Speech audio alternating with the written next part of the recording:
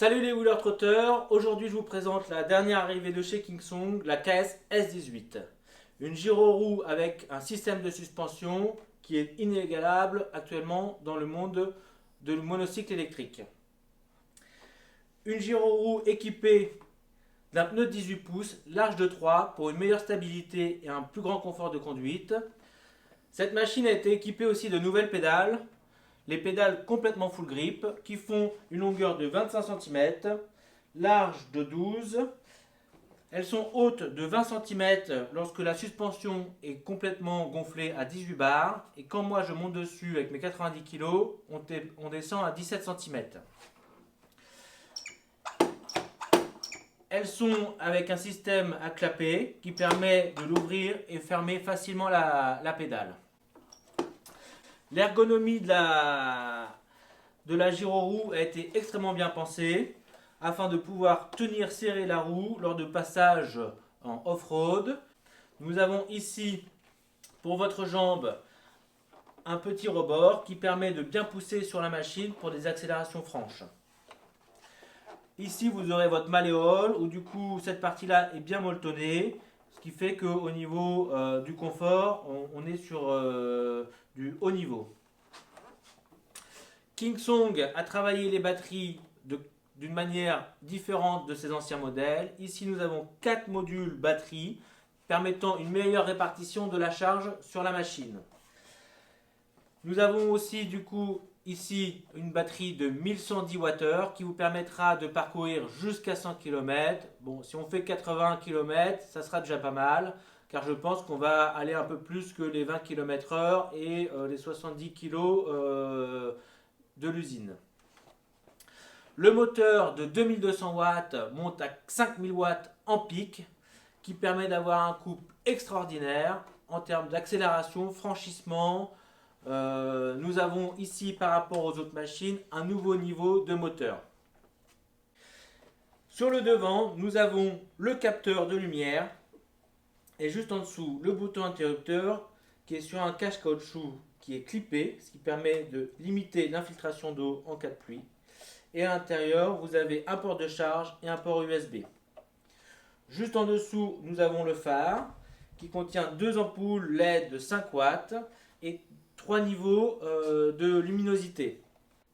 Le phare peut aussi être manipulé via l'application en mode on, off ou automatique avec le capteur. Donc les 3 niveaux de feu sont le plein phare, les feux de croisement et les feux de position. Nous avons le feu arrière qui permet aussi de voir à l'arrêt le niveau de batterie de la machine, qui permet aussi lorsqu'on tourne la machine d'indiquer un clignotant à droite ou à gauche, et lorsqu'on freine, le feu stop s'allume.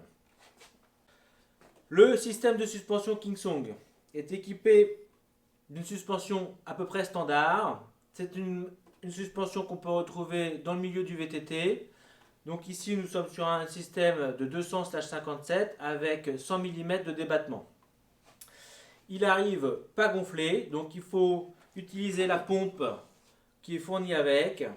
On la passe à l'intérieur et on visse la petite partie supérieure de la suspension. Moi j'ai mis 18 bars pour mes 90 kg. On est toujours en période de test, surtout par rapport au terrain. Pour l'instant, j'ai fait beaucoup de terrain, on va dire macadam et un peu de macadam abîmé. La suspension fonctionne quand même très très bien. La poignée est donc équipée de 2 hauteurs. La hauteur haute qui permet de faire circuler la machine et la hauteur basse qui permet d'actionner le coupe-circuit.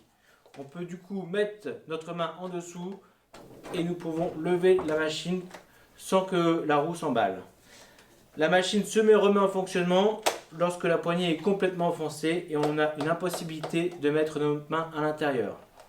Voici un petit comparatif de la 18L et de la S18.